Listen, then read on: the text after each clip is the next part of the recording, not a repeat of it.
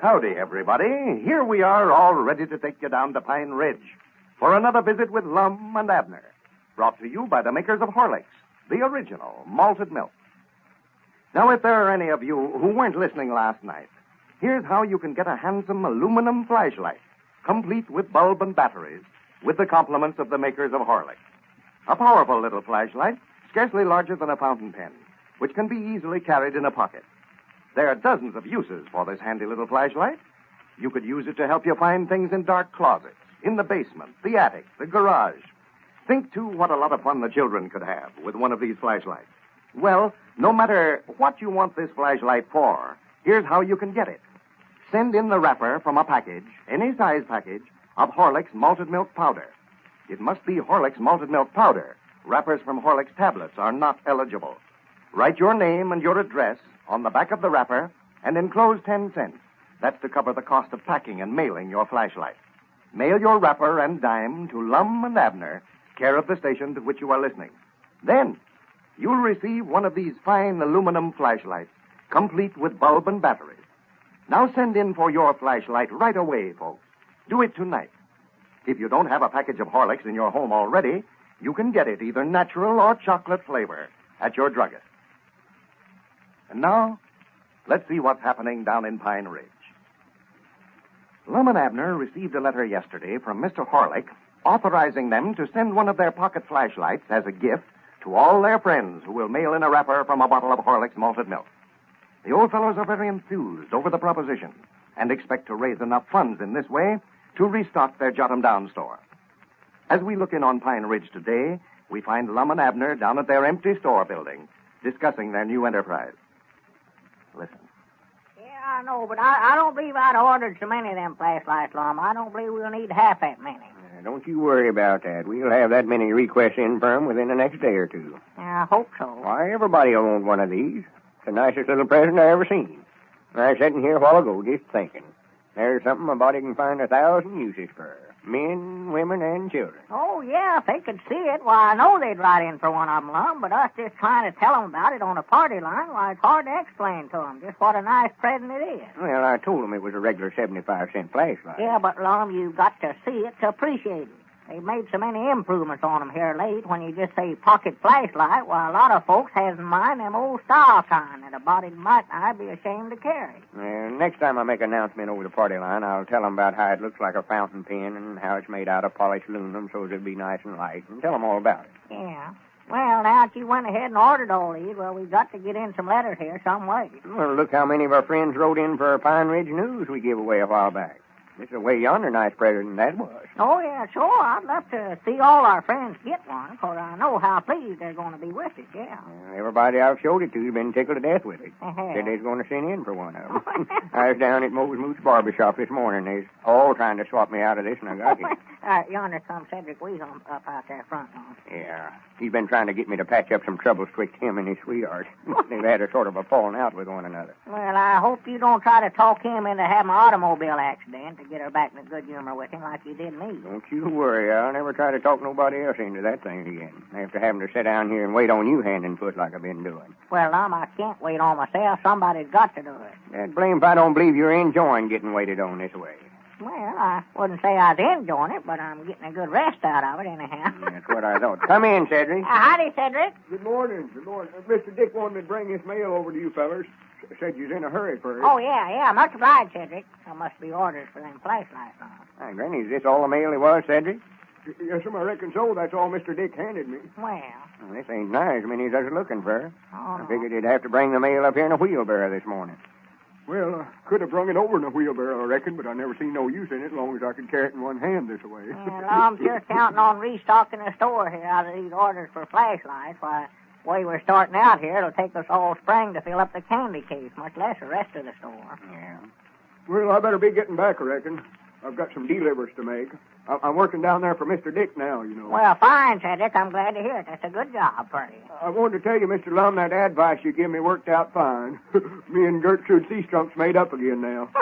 Well, fine, Cedric. I'm glad to hear it. Yeah, Gertrude is a fine little girl. Fine little girl, Cedric. We're going to get married before long, I think. Well, I'm glad to see my advice has helped somebody anyway. Recollect, Cedric, I'm justice of the peace whenever you get ready to have the knot tied. Drumming up business. Yes, I will.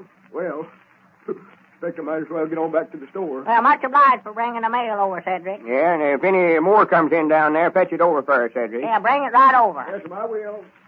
How many we got there, Lum? There's 6 letters here. Well, I do know. Just 6.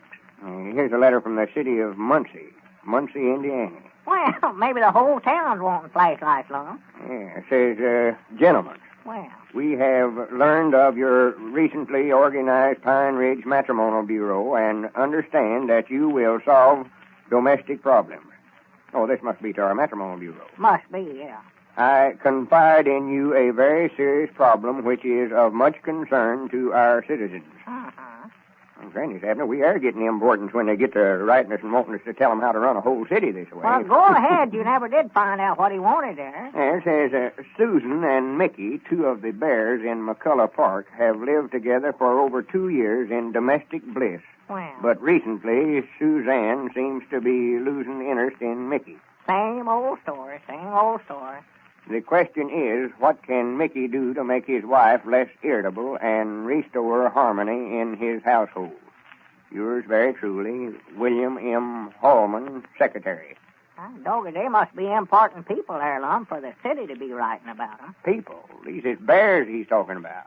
Bears? He says Susan and Mickey, 2 of the bears in McCullough Park. Yeah, but he's talking there like they was humans, Lum. Well, the way I understand this is 2 of the bears in the park there in Muncie that ain't getting along as well as they ought to, and they want us to try to figure out some way for them to make up. Yeah, well, I know about how Mickey feels. I saw Elizabeth when she was mighty nice cross as a bear. I thought bears went to sleep all during the winter time, sort of hibernated themselves. Went to sleep during the winter. Why, sure. Sleep all winter and stay up all summer. See, their nights is 6 months long. You mean they sleep for 6 months all at one time? They're supposed to. I doggy, if one of them bears has a nightmare, I bound you he knows it the next day, don't you? I thought it was Eskimos that had nights 6 months long, old long. Well, they do. I reckon bears come from up in that sort of that country original, though. They've got fur all over them like Eskimos has, too, sort of. Yeah. Well, now, maybe that's the trouble with Susan. Mickey's been prowling around at night. You get to prowling around for 6 months at a time, well, now, that's carrying things too far. Well, now, there's reason. Yeah, it'd be sort of funny, Mickey go out to lodge or something about October or long in the fall and come sneaking in long about January, wouldn't it? Who ever heard of a bear going out to lodge? Well, I just said it'd be funny if he did. Mickey, a night owl. Well, maybe he walks in his sleep, Lum. You know, that'd be reason enough for him not going to bed. That'd get awful tiresome walking for 6 months at a time. Well, this letter don't say nothing about him not sleeping good, Abner. No. Maybe he sleeps too good. Snores to where he keeps Susan awake. I don't blame her for getting mad. Can you imagine anything worse than laying there and listening to somebody snore for 6 months at a time? No, now that would get awful tiresome, yeah. Yeah, if that's the trouble, I don't blame her for getting mad, not a bit. Well, they want us to make some kind of a suggestion. Yeah, that's a serious problem. Get them to make up with one another. Oh, yeah. I ought to figure out something he can do to get her back in a good humor. I've got 2 couples straightened out, you and Elizabeth, and Cedric and his sweetheart. I oughtn't to have no trouble with these bears. Well, now, don't go and try to get Mickey to make out like both his arms is broke. That's all right for the first day or so, but carrying your arms around in a sling till they're supposed to get well gets sort of old. Yeah, well, that wouldn't work out for him no way. No, I don't believe it would. I'll study up something. Let's see the rest of these letters here. 6 months. I doggy, that'd be a long time to have to lay and listen to your wife argue about something. I'm just glad we don't sleep for 6 months at a time. Well, sworn to goodness. Huh? These letters is all for the Matrimonial Bureau. There ain't a one here writing in for a flashlight. Well, I do know. Well, you must not have explained that to him very good over the party line yesterday, I Long. thought that's uncommonly good speech I Say, gave. Long, how about me calling him up on the party line and tell him about it? You?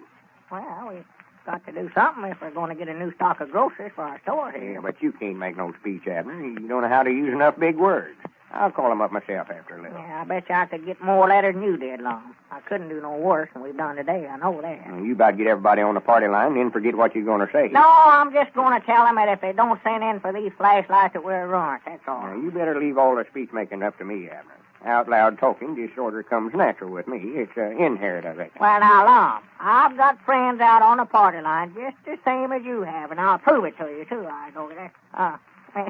I forgot, Long. You'll have to do the ringing for me. Oh, for goodness. Give the fire alarm ring. That'll get them to the phone. And I'll ring 'em, but you're just wasting your time. Nobody won't listen to your jabbering. You'll have to take the receiver off the hook, too, while I'm holding it up to my ear. I may as well give the speech for you if I'm going to have to do everything else. Hey, dog, I can hear them picking up a receiver. Well, go ahead and start your speech. Hello? Hello? They ain't going to answer. You start talking. Oh, yeah. Hello? Tell 'em who you are. This is, who?